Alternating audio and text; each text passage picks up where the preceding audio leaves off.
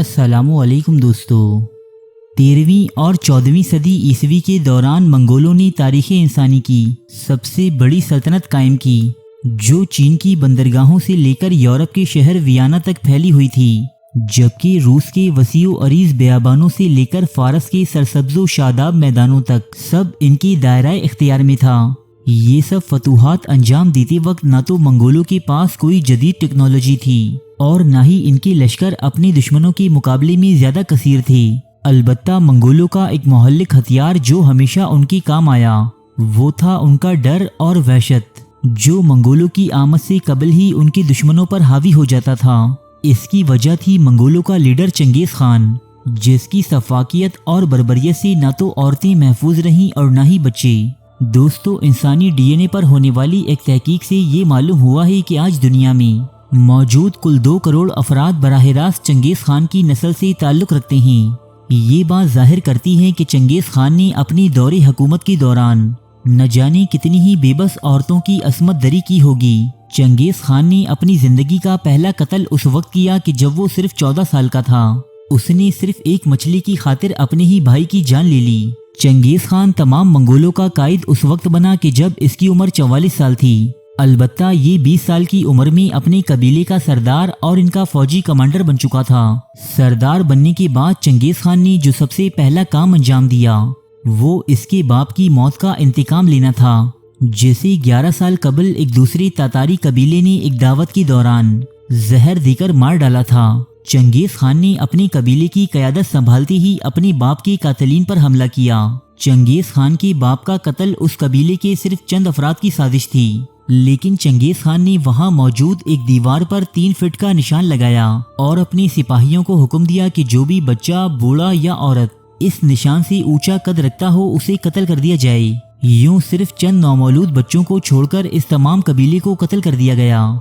दोस्तों, चंगेज़ खान के बेटों और पोतों के तो बहुत से किस्से आप सभी ने सुन रखे होंगे, लेकिन आज हम कुछ बात चंगेज़ खान की बेटियों के बारे में करेंगे, जिन्हें यूरोप में ब्लैक विडोज के अलकाबाज से याद किया जाता है। दोस्तों, ब्लैक विडो एक ऐसी मकड़ी को कहते हैं जो जिनसी मिलाप के बाद अपने ही नर को खा जाती है। चंगेज़ खान की सल्तनत को तकवीयत देने और इसके दुश्मनों के खात्मे में जो किरदार इसकी बेटियों ने अदा किया, वो इसके बेटों के मुकाबले में कहीं ज्यादा है। चंगेज़ खान ने अपनी बेटियों की शादी ऐसी कौमों और कबाइल में की जो इसके दुश्मन गिने जाते थे या इसकी अमलदारी से बाहर थे। चंगेज़ खान अपनी बेटी की शादी के बाद इसके शौहर और दूसरे अहले खाना को अपनी फौज के हर अव्वल दस्ते में शामिल कर लिया करता था, जहां रहकर वो महज चंद ही दिनों में मारी जाती। यूं वो पूरी रियासत चंगेज़ खान की सल्तनत में जम हो जाती। दोस्तों, आपने आज तक अहरामी मिस्र के बारे में ही सुना या पढ़ा होगा, लेकिन तारीख में कुछ ऐसे अहराम भी गुजरे हैं कि जिन्हें पिरामिड ऑफ चाइना कहा जाता है, जिन्हें बनाने वाला कोई और नहीं बल्कि यही मंगोल सरदार चंगेज़ खान था, और इन्हें किसी पत्थर या मिट्टी से नहीं बल्कि इंसानी खोपड़ियों से बनाया गया था। दोस्तों, ये जिक्र है सन 1215 ईस्वी का कि जब चंगेज़ खान ने चीन के दारुल हुकूमत बीजिंग का मुहासरा कर रखा था। ये सख्त तरीन मुहासरा कमोबेश 3 साल तक जारी रहा। इस दौरान बीजिंग में अशियाए खुर्दोनोश की इस कदर शदीद किल्लत पैदा हुई कि लोग एक दूसरे को मारकर इनका गोश्त खाने लगे। इस मुहासरे के दौरान ही चंगेज़ खान ने तामीर किए पिरामिड ऑफ चाइना। इसने बीजिंग की आसपास की आबादियों में कत्लो गारत गरी मचाने के बाद उनकी खोपड़ियों से 50 फीट तक ऊंचे ये पिरामिड तामीर किए, जिनका मकसद अहले चीन के दिलों में खौफ व दहशत पैदा करना था। चंगेज़ खान का ये लाहे अमल इस कदर कामयाब साबित हुआ कि चंगेज़ खान की जिंदगी और इसकी मौत के बाद भी मंगोल हर शहर के मुहासरे के दौरान इंसानी खोपड़ियों के पिरामिड लाजमी तामीर करते थे। चंगेज़ खान की फौजी मुहिमात ने दुनिया में इस कदर तबाही फैलाई थी कि कुर्राए अर्ज की 10% आबादी इसके हमलों के नतीजों में लुकमाए अजल बन गई थी। सल्तनत ख्वारज़म, जो 13वीं सदी ईसवी में मुसलमानों की सबसे बड़ी हुकूमत तस्लीम की जाती थी, इसकी फौजें न सिर्फ मंगोलों से कई गुना ज्यादा थीं, बल्कि इनके पास वसाइल और मालो दौलत की भी कोई कमी न थी।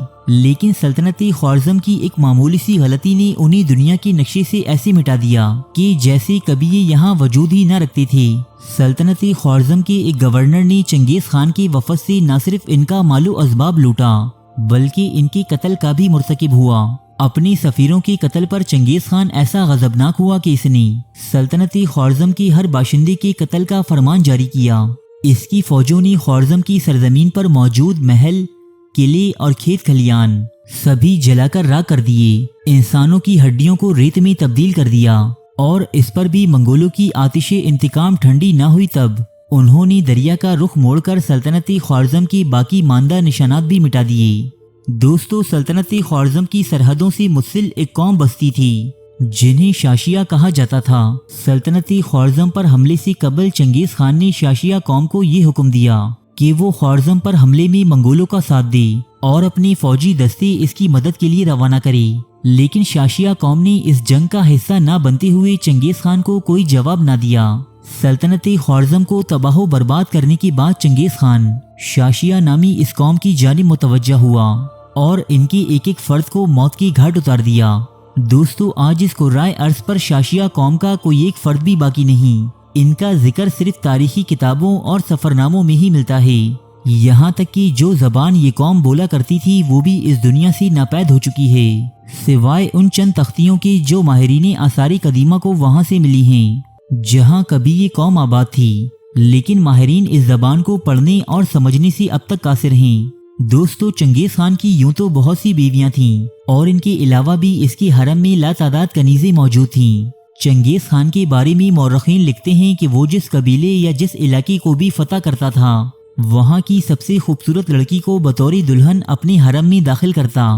جب اس کی حرم میں موجود کنیزوں کی تعداد حد سے زیادہ تجاوز کر چکی تب یہ نئی آنے والی دلہنوں کو اپنے بیٹوں یا اپنے فوجی کمانڈرز میں تقسیم کر دیتا تھا۔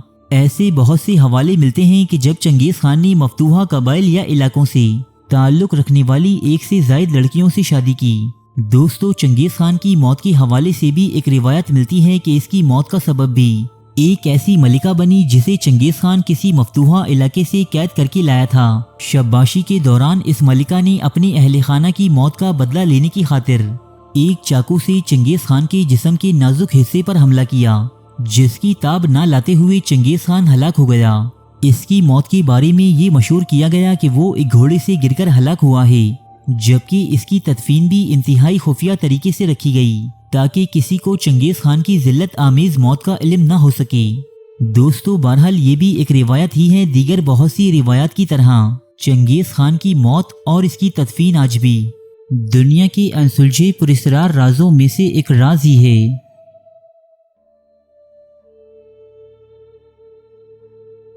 ارے فرینڈز، ایک منٹ، آپ ایسے ہی جا رہے ہیں؟